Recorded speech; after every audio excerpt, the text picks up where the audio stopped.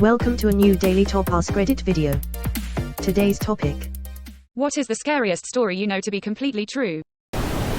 My childhood friends took over a gas plant in Algeria, held the workers hostage and then killed 37 people and themselves. Link. A fourth member of the London group appears to have disappeared. Friends, you say? Don't be suspicious. Don't be suspicious.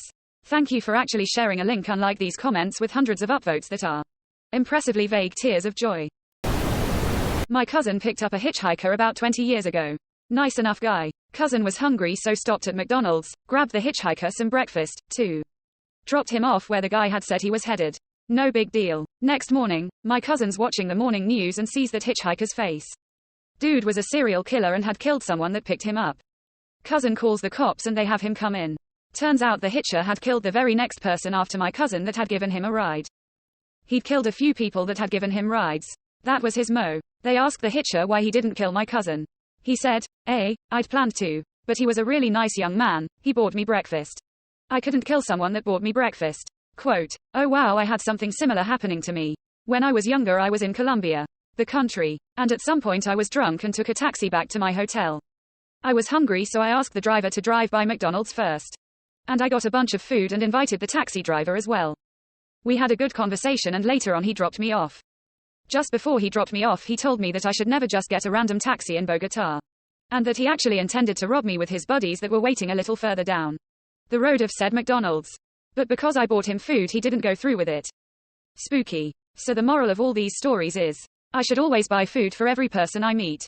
Done and done. Hey, do you want to get lunch sometime?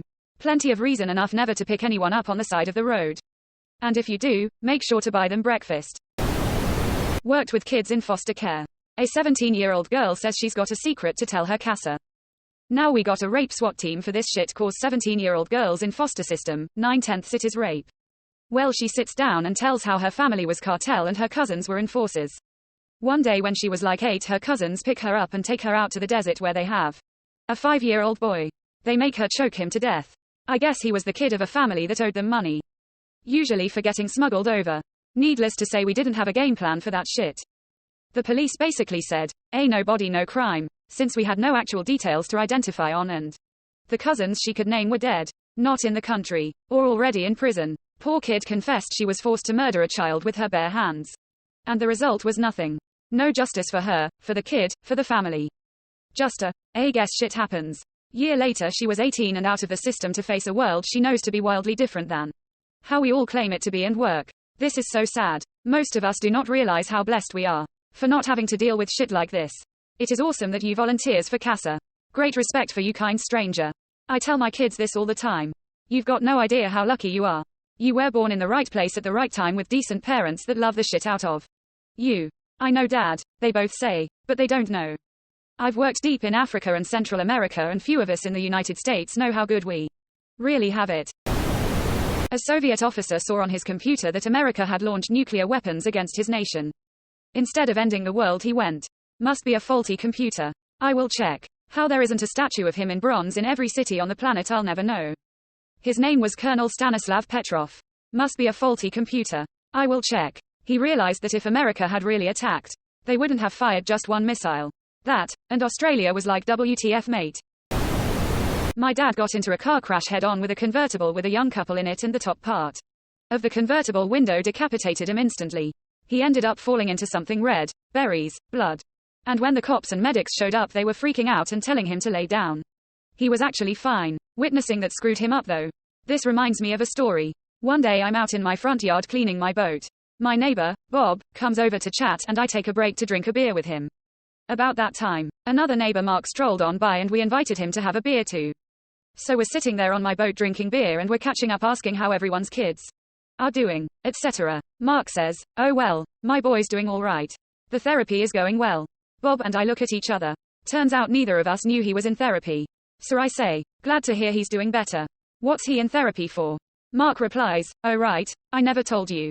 We ended up being right behind an accident a few weeks ago, and we were the first on scene. Well, my boy and I get out and try to help. But unfortunately the first thing my son found was the head of a little girl. She got decapitated on impact. We replied with shock and consolation. But then Mark said, yeah, we hope he'll start talking again soon. I really miss hearing his voice. I moved away a few months later. Never did find out if Mark's son started talking again. Car accidents are terrifying. Near where I live, a teen was texting on his phone and failed to see a school bus stop. He swerved to the side of the road and ran over a child, splitting her body in two. One of the kids on the school bus took a photo and was passing it around school until he got caught. This is a small school where everyone knows each other and it was horrid. https www.channel3000.com/news/18-year-old-charge-that-killed-reedsburg-teen-waiting-for-shoe. Lbus/article_7A14436A-41E7-11E-A6E5-5FB20F838195.html. I hope your dad is doing well. What a horrific thing for him to experience. He is doing all right. He was young when it happened in the 80s, 90s.